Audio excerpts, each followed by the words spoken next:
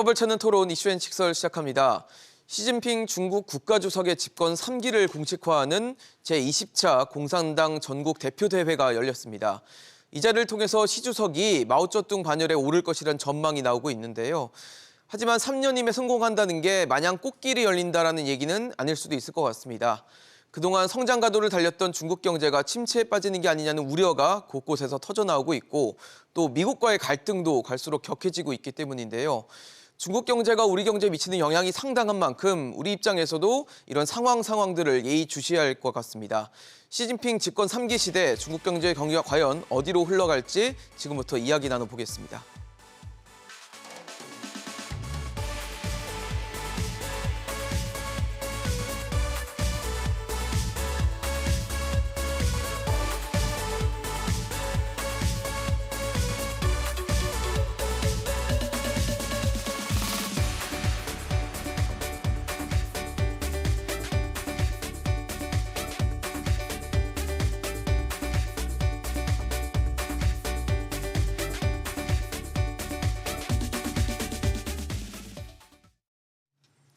네, 오늘 함께해 주실 세 분 소개하겠습니다. 미중산업연구소 조용찬 소장, 세종대 경제학과 김성은 교수, 한국외국어대학교 국제지역대학원 강준영 교수 나오셨습니다. 어서 오십시오. 네, 안녕하십니까? 안녕하세요.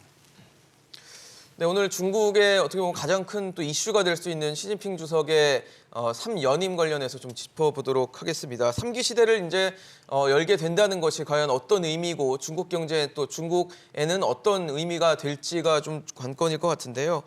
강준인 교수님, 좀 여쭤봐야 될 것 같아요. 지금 어쨌든 뭐 예상은 사실 많은 분들이 그렇죠. 이미 오래전부터 했던 얘기 하지만 이제 그게 현실이 된 거랑은 또 다른 얘기가 될 수 있어서 이렇게 3년임이 됐다라는 게 저희 뭐 아까 오프닝에도 말씀드렸던 게 마오쩌둥급이 된다라는 얘기도 하고 그다음에 이 이후에 이제 장기 집권 이제 어떻게 보면 뭐 저희가 종친 집권 뭐 이런 것까지도 과연 염두할 만한 상황인 건지도 좀 현재 상황을 좀 알아봐 주세요. 네, 기본적으로 이 준비를 오랫동안 했죠. 시진핑. 지금은 이제 총서기를 뽑는 당 대회입니다. 네.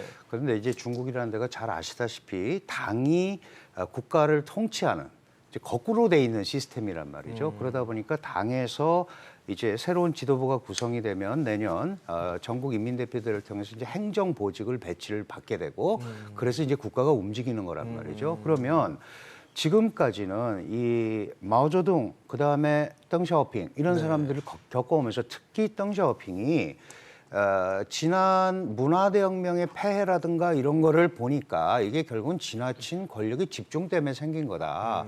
그래서 그다음부터 좀 2번씩만 해라. 사실 이랬던 겁니다. 그래서 너무 장기 집권을 하면은 이제 고인물이 집중된다. 썩게 돼 있다. 그리고 반드시 이제 문화대혁명 같은 게 나타나니까. 그래서 사실은 첫 번째 그런 케이스로 올라간 사람이 호야오방이라는 사람이에요. 그런데 호야오방도 중간에 낙마를 했고 1989년에 자오즈양도 이제 천안문 사태로 물러났고 그 다음에 우리가 알고 있는 장저민, 강택민, 호진타오 여기가 이제 2번씩 한 거예요. 그리고 시진핑도 2번째 해야 되는데 이제 한 번 더 하는 작업들을 한 겁니다. 그 작업은 이미 잘 아시겠지만 당의 총서기와 상무위원은 연임 제한 규정이 없습니다. 그런데 국가주석이나 이건 있었잖아요. 2번밖에. 그거를 2018년에 없앤 거예요. 그러니까 그때부터 이미 장기 집권 더 포석을 깔아놓은 거다. 하는 거구나.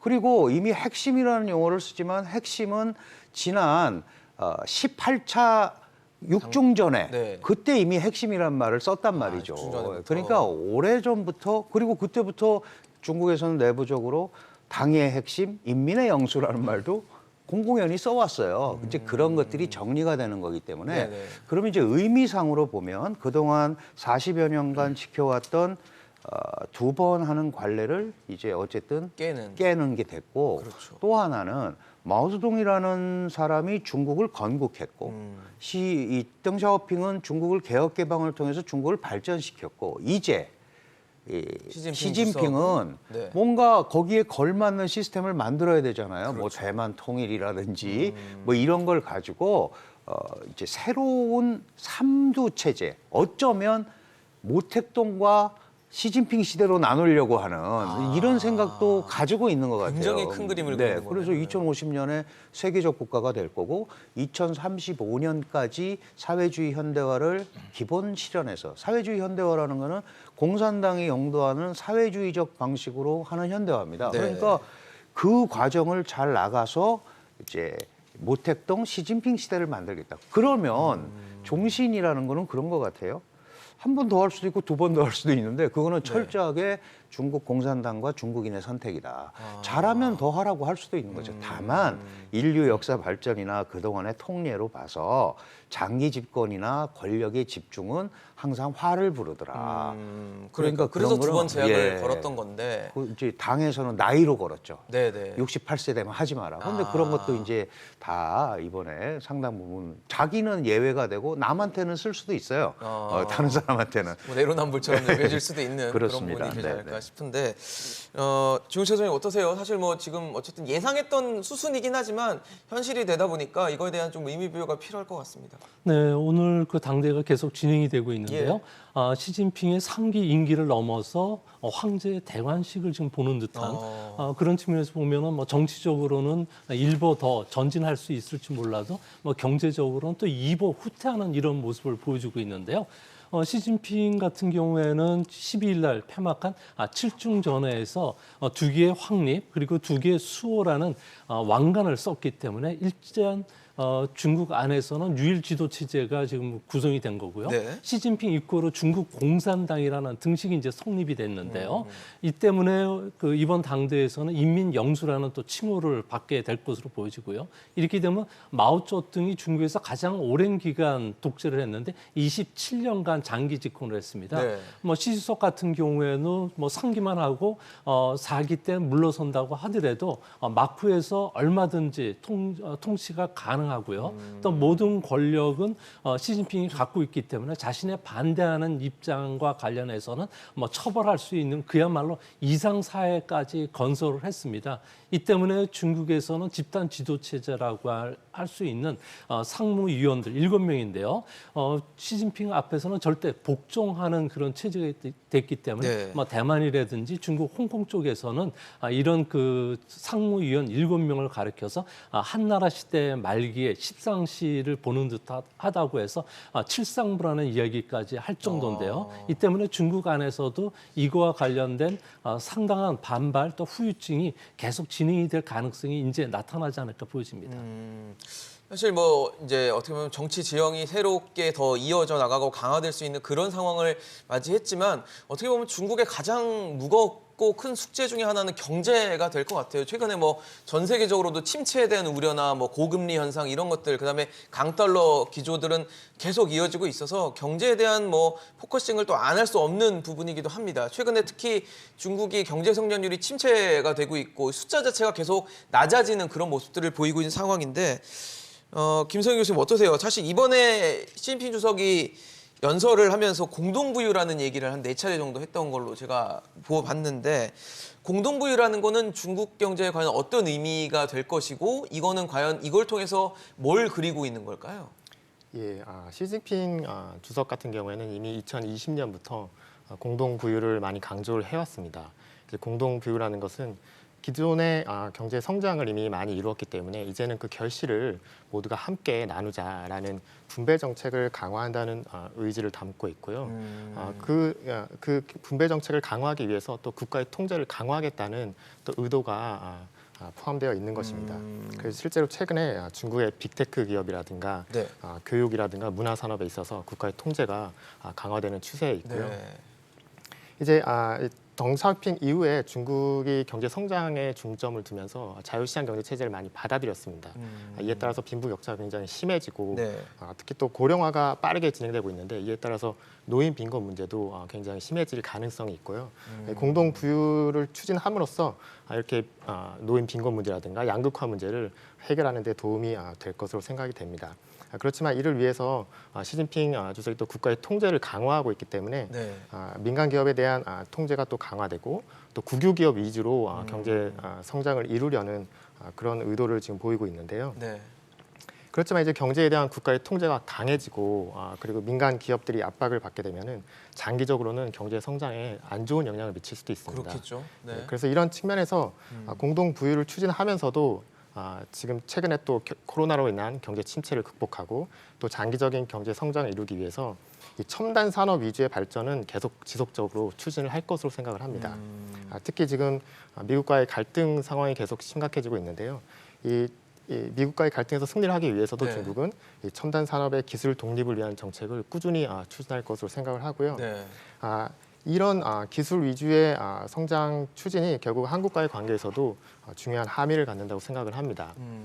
왜냐하면 기존에 그동안 한국과 중국이 서로 경제적인 협력 관계를 계속 깊이 해왔는데요. 그렇죠. 이런 수직적인 협력 관계가 점차 첨단 산업 부분에서 경쟁 관계로 바뀌게 될 협력이 경쟁으로. 네, 그런 속도가 더 빨라질 것으로 예상을 합니다. 그렇군요. 사실 강주희 교수님 어떠세요? 지금 사실 말씀을 들어본 거는 이제 공동부유인데 공동부유와 함께 뭐 중국식 현대화에 대한 얘기도 나오다 보니까 과연 중국이 겨냥하는 것을 통해서 중국이 말하는 성장 그리고 그걸 가지고 다시 나누는 분배 이거를 잘 선순환으로 만들 수 있는 구조인지 어떻게 보십니까? 그 사실은 시진핑 입장에서는 그 공동의 부유라는 이데올로기적 경제 정책이죠. 그렇죠. 사실은 그게 그 전에 뭐 공부라는 표현을 썼습니다. 그것도 공동 부유인데 그 마오쩌둥 시대에 우리가 다 같이 사회주의가 지향하는 이념이 그거잖아요. 그거를 했었다가 덩샤오핑이라는 지도자가 소위 선부론이라는 걸 외쳤단 말이죠. 선부론. 우선 일부 지역의 조건이 되는 사람들이 우선 발전을 하고 그거를 확산시키면 될 거 아니냐. 그런데 그 결과가 뭐냐 하면 경제 발전은 했고 양은 늘어났는데 분배가 제대로 안 된 거예요. 그러니까 양극화가 나왔고 네. 그래서 다시 사회주의성을 강조하면서 나온 게 지금 김 교수님 설명하셨지만 공동부유란 말이죠. 그런데 이게 공동으로 부유한다는 거는 이데올로기적 성격이 강하기 때문에 실질적으로 잘 움직여야 정부가 뭐 통제하면서 하겠다라는 뜻인데 네. 이게 지금 제로 코로나 정책에 그렇죠. 걸려서 뭐 지금도 한 봉쇄하고. 2억 명이 봉쇄돼 있단 말이죠. 맞습니다. 이게 뭐 몇 개월씩 상해 같은 데가 지금 걸려 있으니까 유통도 안 되고 그죠? 이제 이런 상황에서 과연 이게 어떻게 갈까? 근데 어제 이 20차 당대회 정치 보고를 보면 지난번 잘해왔다 앞으로도 끌고 나갈 거다 그러면서 이제 할 수 없이 그렇게 얘기할 수밖에 없잖아요. 네네. 그러면서 들고 나온 게 중국식 현대화입니다. 이 중국식 현대화는 미국하고 계속 미국은 미국 스타일로 발전을 했고 네네. 중국은 중국 스타일로 발전했다. 다시 말해서 공산당이 영도하는 중국 특색 사회주의 시장 경제 이거거든요. 아주 간단하게 얘기하면 시장 경제라는 거는 원래 보이지 않는 손에 의해서 움직여야 되잖아요. 그렇죠. 그런데 당이 움직이겠다는 거예요. 공산당이 통제하는 시장 경제를 가지고 오늘날 이와 같은 성과를 이루었으니 앞으로도 그렇게 가겠다 하는 게 바로 중국식 현대화입니다. 근데 사실 보이지 않는 손은 정부의 개입이나 이런 것들이 좀 최소화돼야지 보이지 않는 손이 근데 가능할 그 텐데. 이제 포기한 거죠. 왜냐하면 네. 보이지 않는 손에다 놔뒀더니 지나친 빈부격차와 특히 일부 기업들이 이제 정부 머리 끝에 올라갈 수 있는 모습 보여주잖아요. 그 대표적인 게 알리바바고 그다음에 텐센트고 이런 데가 통제가 잘 안 된단 말이죠. 그러니까 그런 데 대한 압박을 시작을 했고 그다음에 각종 산업 특히 연예인 연예계 쪽. 연예계 네, 엔터 쪽에 산업 쪽에. 엔터 산업도 마찬가지입니다. 그렇죠. 벌금 때려서 1,몇백억 내라고 그랬더니 3일 만에 내더라 이거예요. 그럼 오히려 그게 불만이 더 강해지는 거죠. 그런 의미에서 사회주의성을 강조하면서 가는 건데 공동부유 지금 조용천 소장님 말씀하셨지만 작년에 엄청 떠들다가 네네. 사실 7중 전에 공보에는 또 굉장히 안 나왔었어요. 그런데 요번에 이번에 다시 다시 끄는 나온 거예요. 거예요. 예, 그러니까 지금까지 해온 방침을 포기할 수 없거든요. 제로 코로나 공동부유. 그러니까 이 기조는 밀고 간다라는 얘기를 하는데 그래서 걱정이 되는 겁니다. 이게 혹시 이 당내 타협이 안 된다거나 또는 당내에 다른 민중들의 의견이 있는데도 불구하고 밀어붙이는. 지나치게 이데올로기적으로 밀어붙인다면 중국 경제가 상당히 어려움을 겪지 않겠느냐. 이제 이런 부분에서 걱정을 하는 거고 미국하고 또 계속 싸우잖아요. 그러니까요. 계속 네. 패권 경쟁 중이고. 지금 뭐 거기에 잘 아시다시피 그 반도체법이나 이런 거 통해서 강력하게 압박을 하고 있기 행정 때문에 서명만 하면 다 중국 네. 타겟으로 가고 있는 상황이라고 봐야 되거든요. 그래서 지금 중국이 내세우고 있는 거는 과학기술 사회주의거든요. 과학기술, 그 디지털 레니니즘이라고 그러죠. 기술을 최대한 가지고 10년간 칼 하나만 갈겠다. 이 리커창이 한 말이에요. 결국은 어느 외풍에도 시달리지 않는 과학기술을 갖고 있어야 우리가 이겨낼 수 미국하고 경쟁할 수 있다. 근데 그걸 못하게 하니까 지금 그러니까요. 이제 충돌이 생기는 그러네요. 거죠. 네. 조선님 어떠세요? 지금 공동부유 밀어붙이고 제로 코로나 밀어붙인다고 하는데 뭐 중국 베이징 시내에서는 봉쇄관이 뭐 자유를 달라라는 뭐 현수막 이런 것들도 걸리고 하는 것들이 그 제로 코로나에 대한 어떤 반발 혹은 뭐 우려 아니면 지금 나타나고 있는 어떤 경기 침체의 뭐 그림자 이런 것들에 대한 계속 반발이 좀 아닐까 싶어서 계속 밀어붙일 수는 있는 건지 아니면 이런 의견들은 그냥 묵살하고 계속 갈 수 있는 건지도 궁금하거든요. 조금 좀 부정적인 이야기를 좀 해드려야 되겠는데요. 네네. 지난 그 4월과 5월 사이에 코로나가 중국에서는 상당히 극성을 부렸습니다. 맞습니다. 이때 중국에서는 74개 도시들이 봉쇄가 됐고요. 3억 1천만 명의 경제 활동이 제한이 됐습니다. 근데 최근 들어와서 코로나와 관해서 전혀 규제를 풀지를 않고 있는데요. 아무래도 그 감염력도 떨어지고 또 치명률도 좀 낮아지고 전파력도 좀 줄어드는데도 불구하고 네. 시 주석 입장에서는 자신의 그 3기 연임과 관련해 가지고 성과 중에 하나가 코로나 방역이었기 때문에 이를 180도 돌렸을 경우에는 정치적 영웅화라든지 뭐 이런 면에 치명적인 타격을 줄 수 있다는 것도 사실입니다. 하지만 보다 근본적인 이유는 현재 그 당대회를 앞두고서 베이징 하이댕구 제3 순환도로 고가도로죠. 수통 차오에서 시 주석과 관련해서 국가 반역자인 시진핑을 제거하라는 현수막이 내걸렸는데요. 이전까지만 하더라도 코로나 방역이라든지 뭐 이런 거에 치우쳤다면 직접 현재 시진핑을 겨냥한 여러 가지 구호들이 나오고 있다는 겁니다. 근데 중국이 유일하게 통제할 수 있는 부분은 건강 코드를 통해서 붉은 등급을 적용을 시키면은 이동 제한이 걸리게 되는데요. 이동 제한을 예, 할수 그래서 있어요? 코로나와 관련해서 제재 조치를 계속 시행을 하면서 국가를 계속 통제하고 시주석에 반대하는 시위라든지 그리고 그 대표적으로 그 중국 안에서 SNS와 관련된 이런 그 계정들을 삭제할 수가 있기 때문에 네. 앞으로도 계속 감염 제로 정책과 관련해서는 계속 밀고 나가지 않을까 이렇게 보여집니다. 근데 사실 뭐 지금 뭐 밀어붙이는 제로 코로나하고 봉쇄 계속하고 한다는 게 그냥 어떻게 보면은 장악력을 좀 키우는 모습이 될 수도 있겠지만 반대로 최근에 중국 경제 성장률 자체가 굉장히 저하되고 있고 성장 엔진이 식어가고 있다라는 데 봤을 때는 그렇게 좋지 않을 수도 있겠다는 생각이 드는데 어떻게 좀 보고 계십니까? 예, 말씀하신 대로 이제 중국 언론 같은 데서는 이미 제로 코로나 정책이 더 심각한 인명 피해를 막고 재산 손실도 막은 굉장히 성공적인 정책으로 홍보를 하고 있습니다. 언론에서 홍보를 하고 있고. 네, 그리고 정책적인 현실적으로도 지금 중국의 80세 이상 고령자 중에서 백신 접종률이 한 40% 정도로 낮게 나오고 있는데요. 예. 이런 상황에서 섣불리 이 제로 코로나 정책을 완화할 경우에 급격하게 사망률이 이제 증가할 가능성도 높습니다. 그래요. 그래서 갑자기 이제 정책을 완화하거나 포기하기보다는 저도 이것들이 정책 실패로 해석될 여지가 있기 때문에 당분간은 코로나 정책을 강력하게 봉쇄 정책으로 유지할 가능성이 있다고 생각을 하고요. 네네. 경제는 다만, 어떻게 영향을 예, 줄 거라고 경제적으로 굉장히 도시 봉쇄라든가 지역 간 이동 제한 이런 것들이 물류라든가 관광 이런 측면에서 또 소비 측면에서 굉장히 경제에 큰 부담을 주고 있는 게 사실입니다. 그렇기 때문에 특히 이번 동절기에 이 동절기가 지나면서 바이러스 확산이 좀 잦아들고 네네. 그리고 이 의료 서비스라든가 의료 이 체제가 잘 완비가 된 다음에는 네. 아마 내년 봄을 지나면 방역 조치를 점차 완화하지 않을까 이렇게 생각을 하고요.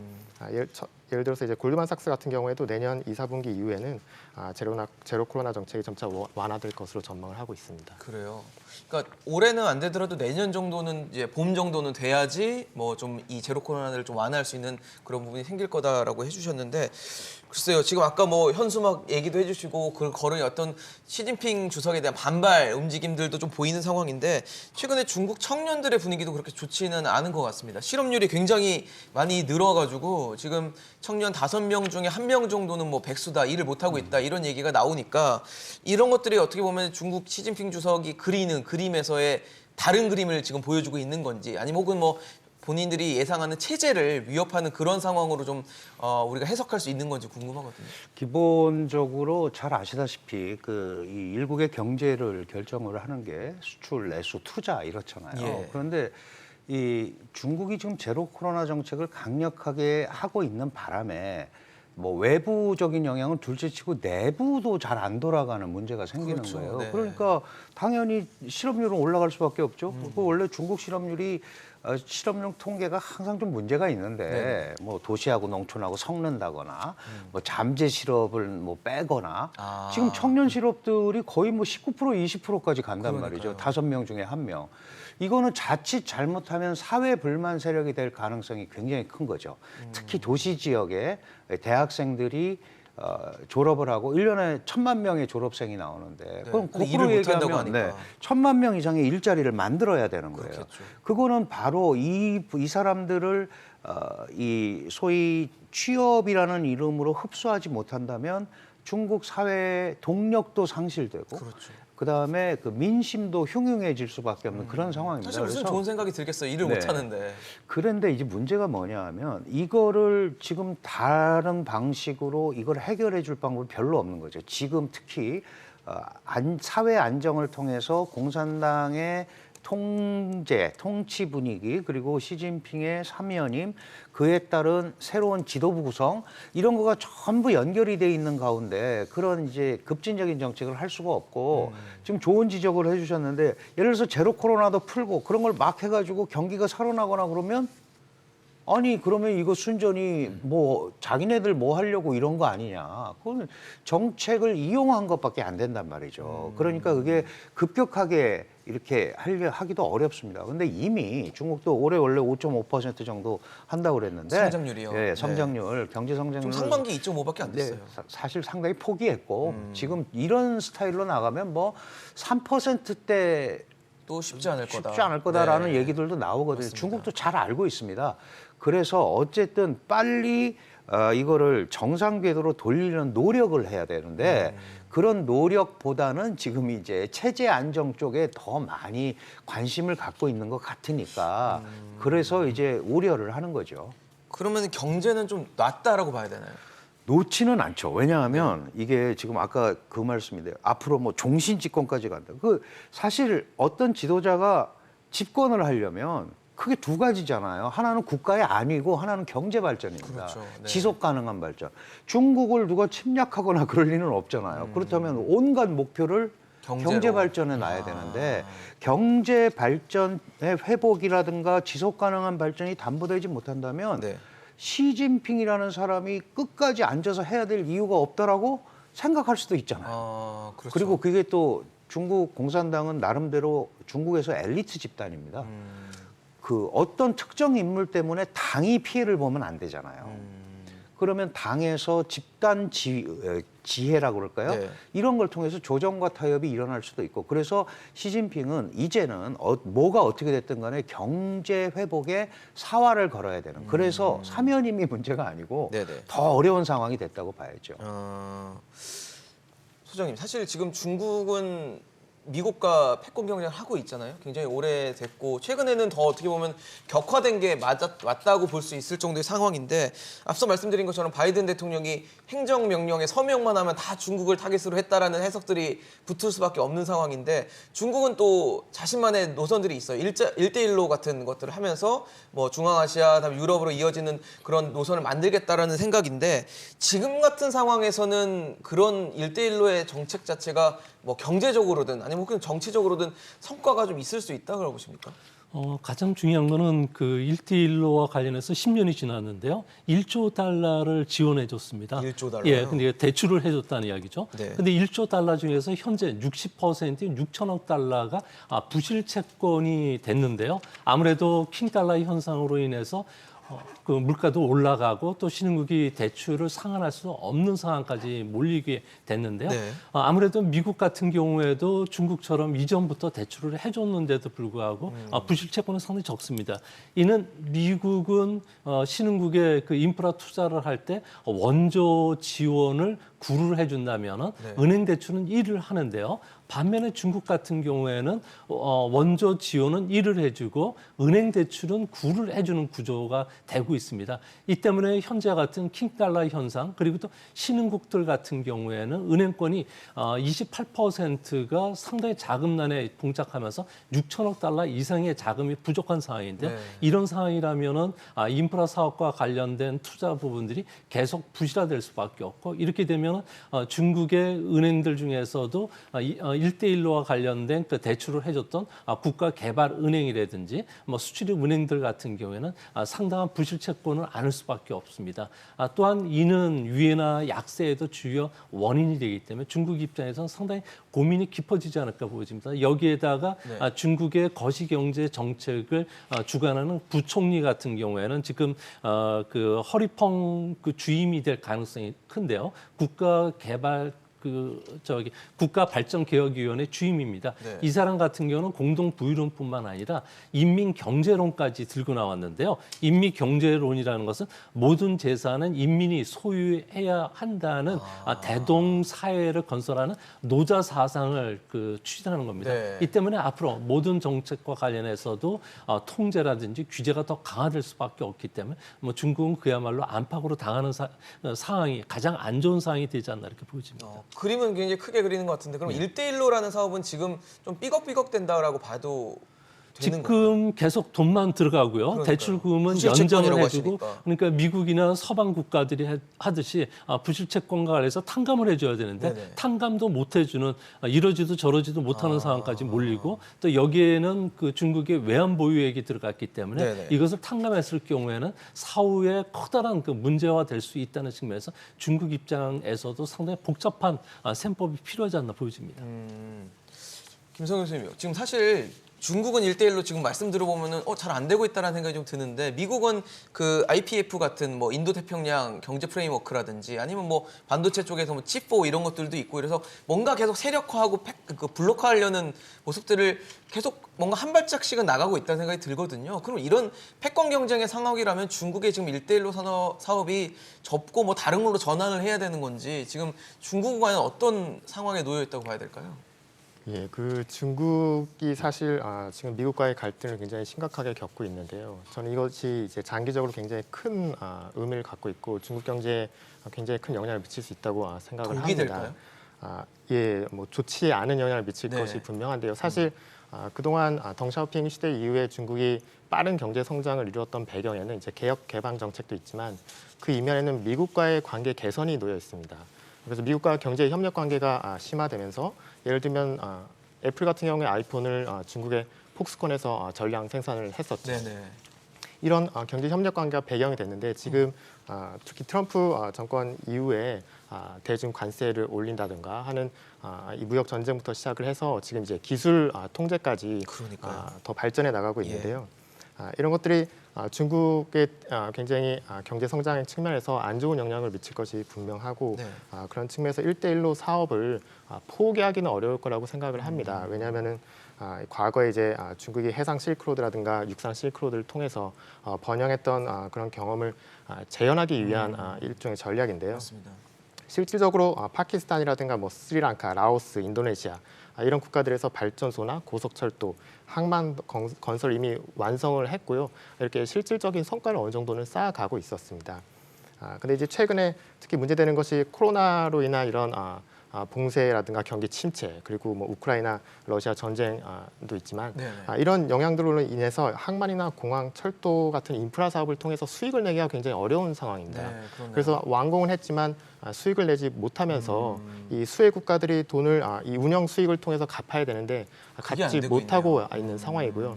근데 이게 단기적인 사실 코로나라든가 이런 전쟁의 영향이 전부라고 한다면 경제가 회복되면서 다시 돈을 갚아 나가고 그리고 1대1로가 계속 성공하는 쪽으로 갈 수도 있겠지만 1대1로 자체의 어떤 구조적인 문제점들도 있긴 합니다. 말씀해 주신 것처럼 이런 경제적인 인센티브 위주로 작용을 한 게 아니고 국가의 보증이라든가 이런 뒷받침, 정치적인 논리를 통해서 많이 진행이 되어 왔기 때문에요. 한계가 있는 거죠. 예, 지금 수요가 상황은 실질적으로 뒷받침돼서 수익이 날 수 있는 곳에 돈이 투입되기보다는 네네. 자금이 좀 비효율적으로 사용된 측면이 있고 앞으로 이런 인센티브 구조를 제대로 갖추고 이 거대 인프라 사업에서 오는 리스크를 제대로 분담하기 위한 계획이 없다면은 이 수익을 내는 쪽에 성과를 내는 것은 좀 어려울 것으로 생각을 합니다. 강 교수님, 그러면은 미중 갈등에서 어떻게 중국이 백기를 들 가능성도 좀 있어 보이는 상황이에요. 그거는 쉽지 않죠. 왜냐하면 시진핑은 그것 때문에 네. 한 번 더 하는 거고. 그러니까요. 지금 맞서라. 1대1로 말씀을 예. 하셔서 그런데 이 1대1로가 원래는 이제 뭐 처음에는 경제 정책이다 막 이러다가 이게 공식적으로 중국 외교 10대 방침 중에 하나입니다. 1대1로.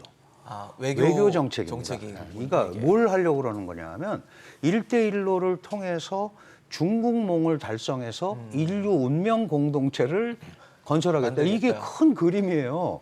근데 문제는 지금 이제 지적하셨지만 1대1로를 하는 과정에서 AIIB라는 아시아 인베스트먼트 뱅크를 통해서 대출을 해준단 말이에요. 네네. 그러면 다 저개발 국가니까 운영 수익이 안 나오면 그다음에 뭘 하냐 하면 돈을 못 갚으니까 운영권을 나한테 넘겨라. 권한을 넘겨라. 권한을. 이게 이제 일종의 근린 공피파 정책이 되는 거예요. 돈을 빌려주는 척하면서 실제로는 권한을 못 뺏어오는. 갚으니까 권한을 뺏어오고 이런 지역이 꽤 많이 늘어나고 있습니다. 그런데 아닌 지역도 있어요. 그런데 과연 언제까지 이런 중국식 발전 전략을 가지고 갈 건지 네네. 여기에 이제 그 적극적으로 움직이는 게 지난번 G7 회의에서도 그 나왔습니다마는 이 중국이 돈을 가지고 1대1로 연선 국가들을 괴롭히니 네. 서방 선진국들이 좀 같이 따로 자금을 마련해서 돕자. 원래 그거 했는데 미 의회에서 잘 안 됐단 말이에요. 네네. 안 돼가지고 나온 게 인플레 감축법인데 어쨌든 이런 부분들에 대한 정책을 중국은 포기할 수 없다. 다시 말씀드리면 지금 1대1로 전략은 사진에서 보시다시피 화면에서 보십니다만은 인도 태평양 전략의 대척점에 있어요. 그러니까요. 그러면 저거를 손을 딱 떼어버리면 미국의 밀리는 인도 거군요. 태평양 전략밖에 없잖아요. 그리고 이미 외교 정책으로 얘기했기 때문에 이거는 계속 끌고 갈 수밖에 없다. 도저히 뭐 물을 수는 없는 정책이네요. 물러날 수가 없는 겁니다. 그래서 1대1로의 중요성을 계속 강조하는 거예요. 이번에 20차 당대회 정치 보고에서도 1대1로 운명 공동체 다 나오잖아요. 중국의 꿈. 그러니까요. 왜냐하면 이게 세트로 돼 있는 거기 때문에 한 패키지군요. 예, 그러니까. 중간에 뭘 하나를 포기하면 그게 바로 중국이 물러났다라는 인상을 줄 수밖에 없다. 그러면 이렇게 된다면은 지금 중미 갈등 뭔가를 지금 도모해야 되는 막 이 상황에서 약한 모습을 보이는 그렇네요. 거잖아요. 그러면 시진핑의 집권 이유가 없어질 수도 있겠네요. 지속성에 대한 의문을 의문이 갖게 되죠. 들게 돼 있죠. 왜 장기 집권해야 되지라는 그러니까 이제 그런 부분들이 실제로 어떻게 해결을 해야 되느냐. 그러니까 계속 미국이 소집단주의를 추구한다, 중국만을 견제하려고 한다라는 그런 얘기만 계속 하고 있는 거죠. 그러니까 이게 참 복잡합니다. 지금. 뭐 그런 거 아니겠습니까? 지금 중국의 뭐 시진핑 주석이 장기 집권을 한다, 뭐 그다음에 제로 코로나 정책을 어떻게 할 것인가, 그다음에 경제 성장률은 떨어지고 있는데 어떨 것인가, 지금 1대1로는 어떻게 추진되고 있나, 이거에 대한 관심을 저희가 갖고 있는 이유는 중국이 우리나라의 가장 큰 교육국이기 때문일 겁니다. 중국 경제가 그만큼 우리 경제에 미치는 영향이 어마어마한 상황인데 최근에 한 대중 수출은 넉 달 연속 감소세를 보이다 보니까 이제 중국에 대한 의존도가 우리가 너무 높았기 때문에 이제는 조금 뭐 다변화, 그러니까 나눠 담아야 되는 거 아니냐 이런 얘기 나오는데 지금 이 시점에 이제 이런 것들을 빠르게 좀 추진할 필요가 있다라고 보십니까? 어떻게 보십니까? 네, 9월 달 들어서 대중국과 관련된 무역 적자가 이제 흑자로 조금 전환이 됐습니다. 5개월 만에 벌어졌는데 네네. 근데 문제는 중국 경제를 보는 시각을 앞으로 좀 바꿔야 되지 않을까 보여집니다. 이같이 보는 근거는 중국이 현재 인구 감소에 들어갔고요. 노동 인구는 지난해부터 감소세로 들어갔습니다. 예. 뭐 자산 그 거품도 붕괴되고 있는 상황이고 또 미중 간의 갈등 속에서 외국 기업들의 엑소더스 현상들이 계속 진행이 되고 있고요. 또한 젊은 층들 같은 경우는 농촌으로 또 이탈하는 현상, 도시화율도 지금 점점 의외로 좀 떨어지는 현상들이 나타나고 있습니다. 이 때문에 중국 같은 경우에도 성장률이 세계은행이라든지 국무원과 발전 연구 중심 같은 경우에도 2030년까지는 성장률이 3% 이하로 떨어질 것으로 예측할 정도로 네. 중국과 관련해서 상당히 비관적인 전망들이 계속 나오고 있는데요. 이 때문에 중국 시장이 지금까지는 우리나라 기업들 같은 경우는 블루 오션 시장이 있지만 네. 앞으로는 레드 오션 시장으로 변한다는 겁니다. 특히 우리나라 기업들은 이것을 알고 먼저 지금 빠져나가고 있는데요. 네. 대표적으로 우리나라 그 화장품 회사들 같은 경우는 중국이 그동안에 많이 컸고요. 네. 또 한방 화장품이라든지 기능성 화장품 쪽에서 우리를 좀 압도하고 있습니다. 여기에 중국 안에서 애국주의 운동이 일어나면서 불매 운동까지 일어나고 있는데 우리나라 또 K-팝이라든지 그리고 K 그 컨텐츠와 관련해서 규제가 또 심화되고 있기 때문에 그런 측면에서 보면은 앞으로 우리나라는 뭐 삼성전자처럼 초기술 격차를 통해서 중국을 좀 압도할 수 있는 이런 그 산업적으로 계속 R&D 투자를 늘린다든지 또 중국보다 조금 한 발짝 앞서가는 이런 전략이 필요하고 또 세계 다변화 전략도 필요한데 이거와 관련해서 우리나라 기업들이 정부보다도 먼저 실행을 하고 있기 때문에 네네. 너무 걱정 안 하셔도 되지 않나 이렇게 보여집니다. 이미 기업들이 좀 나서고 예. 있는 상황이다라는 것이군요. 김 교수님 어떻게 보십니까? 지금 뭐 중국 수출을 다변화해야 된다 여쭤보긴 했는데 미국 패권 경쟁 하다 보니까 뭐 지금 미국은 그러잖아요. 중국에서 뭐 하지 마라, 중국에서 원료 수입하지 마라, 공장 짓지 마라, 뭐 이런 식의 얘기를 하고 있기 때문에 뭐 불가피하게 어쩔 수 없이 거리두기가 또 일어날 수 있겠다는 생각 좀 들거든요. 예, 그 아까 말씀드린 대로 이제 중국의 장기적인 성장 전망에 있어서 어떻게 보면 가장 큰 영향을 미칠 수 있는 요소로 이제 미국과의 갈등이 떠오른 것인데요. 지금 한국의 대중 수출이 2021년 기준으로 전체 수출의 25%를 이미 기록을 하고 있습니다. 예. 그만큼 한국과 중국의 경제가 긴밀히 연결된 상황에서 네. 이 동조화 현상이 굉장히 커지고 있는데요. 네. 한국은행에서도 예를 들면 중국의 성장률이 1%포인트 낮아지면 우리나라의 성장률도 0.1에서 0.15% 하락한다는 것으로 이제 추정을 하고 있을 정도로 상호 간의 동조화가 굉장히 깊어졌고요. 네. 특히 이제 중국 경제가 지금 제로 코로나 정책이라든가 이런 봉쇄 그리고 어떤 미중 간의 이런 단기적인 침체 때문이라고 한다면 네. 다시 성장을 하면서 우리나라에도 좋은 영향을 미칠 수 있겠지만 미중 간의 갈등은 장기화될 가능성이 굉장히 높습니다. 이런 상황에서 볼 때 특히 최근에 미국이 삼성전자나 SK 하이닉스에는 반도체 장비 통제를 1년 유예해 줬지만 네네. 이런 것들이 계속 어떤 예외를 인정받는 것이 어려워질 것으로 생각이 되고요. 그리고 시진핑 주석의 장기 집권 시대로 가게 되면은 네. 경제에 대한 국가의 통제가 굉장히 강해지게 될 겁니다. 이런 것들이 사업에 있어서 불확실성을 더욱 커지게 만드는 네. 안 좋은 소식이고 이제 소장님께서 말씀해주신 대로 기업들도 이미 대응을 하고 있는데요. 특히 수출뿐만이 아니라 생산 거점을 다변화할 필요가 있습니다. 미국 같은 경우도 애플과 구글은 기존에 중국에서 전량 생산하던 제품들을 동남아시아라든가 베트남 또는 인도에서 네. 부분적으로 분산 생산하는 전략을 이미 취하고 있고요. 그래서 우리 기업에서도 이런 기업들의 다변화를 돕기 위해서 이런 애로점들을 청취하고 이런 정부가 좀 지원을 해야 되나요? 다각화를 위한 전략을 적극적으로 추진할 필요가 있다고 생각을 합니다. 알겠습니다. 사실 이번에 시진핑 주석이 연설했을 때 가장 또 눈여겨볼 만한 부분이 대만 얘기였습니다. 네. 대만과의 통일, 어떻게 보면 시진핑 주석한테 굉장히 중요한 미션일 수 있는데 이번에 의지를 보여줬어요. 줬는데 뭐 대만 문제 해결하는 건 중국인들의 일이라고 하면서 외부 개입도 하지 말라는 식의 경고성 메시지도 또 던져놓긴 했기 때문에 어떻게 보세요? 대만하고 뭐 통화를 한다거나 아니면 뭐 좀 이 접점을 만드는 노력들이 있을까요? 그 대만 문제에 대해서 시진핑이 이렇게 20차 당대회에서 상당한 부분을 할애해서 얘기한 거는 좀 이례적입니다. 이례적이에요. 이례적이고 특히 뭘 강조했냐면 그러니까 무력 사용을 배제하지 않겠다. 포기를 그죠? 약속하지 않았다. 약속하지 않겠다. 하겠다는 얘기로 네, 근데 이거는 들렸거든요. 굉장히 의미가 있는 거예요. 예. 원래 1979년에 1월 1일이라 이제 중국 개혁개방하고 대만과 평화통일을 하겠다고 한 게 예제닝이라는 사람이 이제 대만 동포에게 고함 이런 걸 했었어요. 그리고 그 기조를 쭉 유지해 왔었는데, 그거는 평화통일하겠다는 얘기잖아요. 근데 그 안에도 예. 무력 사용 불배제 원칙이 있습니다. 대만이 독립하는 경우, 그 다음에 대만 문제에 외세가 개입하는 경우. 대만이 독립에 준하는 행위를 할 경우 이때는 무력 사용도 할수 있다. 하겠다.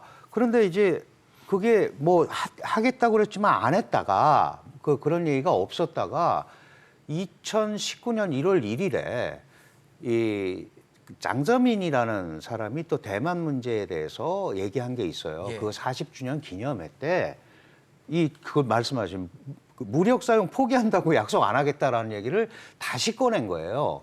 그래서 이게 시진핑 주석. 지도부의 네. 시스템이 변했다. 옛날에는 대만 독립의 반대였었는데 이제 촉통이라고 합니다. 통일 촉진으로 바뀌었다. 통일 촉진은 둘이 해도 되지만 안 한다면 내가 직접 나서서 할 수도 있다. 아. 이런 걸 하는 건데 사실 대만을 점령하거나 이러긴 굉장히 어렵죠. 예. 그리고 어렵죠. 뭐 우리 지금 시장 다변화 얘기하고 있지만 대만의 대중국 의존도는 52%인가 그렇고 사실 통계 안 잡히는 것까지 하면 70-80%가 넘습니다. 잘 아시다시피 TSMC가 중국에 고급 반도체를 공급하잖아요. 그렇죠. 우리 삼성과 네. SK도 대만 TSMC가. 마찬가지지만 그러니까 사실 겉으로는 되게 으르렁거리는데 네네. 경제 반도체 교역량은 늘어나고 있어요. 우리가 이걸 잘 봐야 됩니다. 그래서 다변화 이런 거 당연히 해야죠. 예. 호주도 그렇게 작년에 석탄 가지고 으르렁거렸는데 호주의 대중 경제 의존도도 46%예요. 그런데 싹 하더니 다시 하잖아요. 석탄 그러니까요. 팔고. 맞아요. 그래서 우리도 그런 점에 대해서 중국이 가려워하는 데를 정확히 해서 한다면 지금 소장님 아주 중요한 말씀하셨어요. 기업들이 항상 앞서서 잘 한단 말이죠. 아, 예, 네, 그러니까 선제적으로. 그거를 조금씩 이렇게 지원하고, 다만 이제 네. 기술 격차를 갖고 있어야 돼요. 우리가 지금 반도체나 디스플레이 같은 경우는 굉장히 많이 뺏겼잖아요. 지금 맞습니다. 배터리도 중국과 다른 방식으로 해서 세계에서 우뚝 서 있는데 이런 거를 서너 개 정도 기술 우위를 갖고 있어야 이런 부분이 좀 추격차를 해결이 보일 수 되지 있는. 않을까 저는 그렇게 판단을 합니다. 네. 선생님은 어떻게 보십니까? 네, 이번에 그 대만과 관련해서 중국의 당 규약을 보면은 뭐 조국 통일을 완성한다고 되어 있는데 이제 앞으로 당 규약에는 완전한 통일을 실현할 의무를 당이 진다는 쪽으로 바뀔 것으로 보여집니다. 뭐 이렇게 되면은 아무래도 미국 쪽 입장에서는 국가 전략 안전 전략 그 보고서에 따르면 예. 중국을 유일한 적국으로 이제 지목을 했기 때문에 앞으로 중국에 대한 여러 가지 규제 조치들 뿐만 아니라 무역 제재 그리고 기술과 관련된 봉쇄 전략이 계속 강해질 수밖에 없고요. 중국 입장에서는 현재 이거와 관련해서 포트리스 그 차이나 그러니까 중국 요새화 전략을 펼치고 있습니다. 외부에 의존하지 않고 자급자족하는 경제 시스템으로 바꾸겠다는 거고요. 이거와 관련해서는 다양한 금융적인지 아니면 중국 내 반도체와 관련된 여러 가지 대책들이 좀 나올 것으로 보여집니다. 이제 문제는 미국이나 중국 입장에서 봤을 경우에 시 주석 같은 경우에는 음양 오행 사상을 상당히 신봉하고 있는데요. 풍수지리에 동승서강 동쪽의 힘은 올라가고 서쪽은 힘은 떨어진다는 쪽으로 생각을 하고 있다고 합니다. 이 때문에 군사력이나 경제력 두 힘을 가지고 중국이 2050년까지 미국을 제치고 초인류 그 현대화 강국을 건설한다고 했던 만큼 앞으로 미중 간의 갈등 또 지정학적 위험 문제는 상당히 심화될 가능성이 크지 않나 보여집니다. 네, 알겠습니다. 오늘 말씀 여기까지 듣도록 하겠습니다. 오늘 조용찬 소장, 김성은 교수, 강준영 교수와 함께했습니다. 이슈앤직설 오늘 준비한 소식 여기까지입니다. 지금까지 함께해 주신 여러분 고맙습니다.